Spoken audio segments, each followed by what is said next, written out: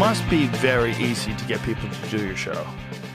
Well, I mean, yeah, seeing how we give away millions of dollars, it's yeah. Usually, people are very excited about it. The only hard part for us is, if it's a longer one, just the time off work. So, because sometimes, when we shoot like Beast games or stuff, it can go for a month. But besides the work stuff, of course.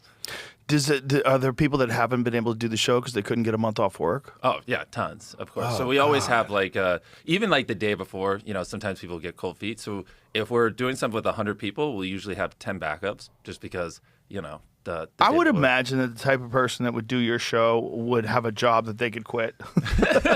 Well, yeah, I mean, I guess it depends, right? Whether it's the YouTube channel where we're, doing, 100 families compete for $250,000, or it's Beast Games where they're competing for $5 million. The $5 million, people are way more excited for. Some of the, the YouTube videos, it's not as grandiose. Where they're like, I don't know if I want to lose my job for a 1% chance of winning $250K. So, well, how many people when you do Beast Games? How many people are competing?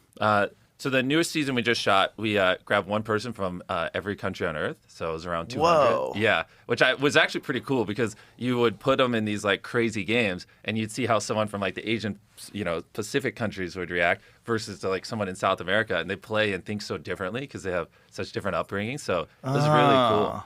Did you have to? I mean, you must have had to thoroughly vet these people, right? Make sure they're not insane. Make sure you don't have a serial killer. We do the psych and background checks, of course. No. How do you get that information if you're going? I mean, if you have, how many countries are there? First of all, it's 190. We went off of whatever the Olympics do, so it's like 100, something around 200. Yeah, plus or minus a couple.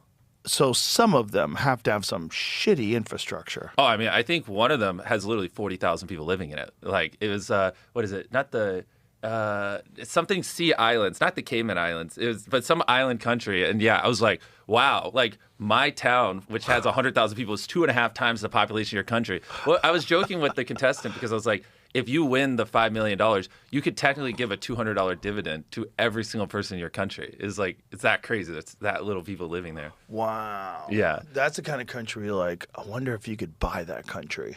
I mean, the GDP is probably, couple $100 million if I were to guess. Like someone like Elon or something like that could buy Not a even country. Elon. There's probably thousands of people in America that could. I mean, I feel bad. People from that country listening. We didn't say the country. Okay, true. We're good. We're good. We didn't say it. Exactly. It's but not look, yours. They should know what they are. Yeah. They're a country of 40,000 people. That's just what it is. Nothing wrong with that.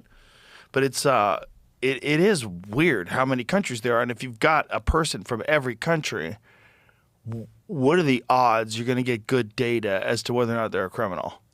Well, that's why, I mean, if you saw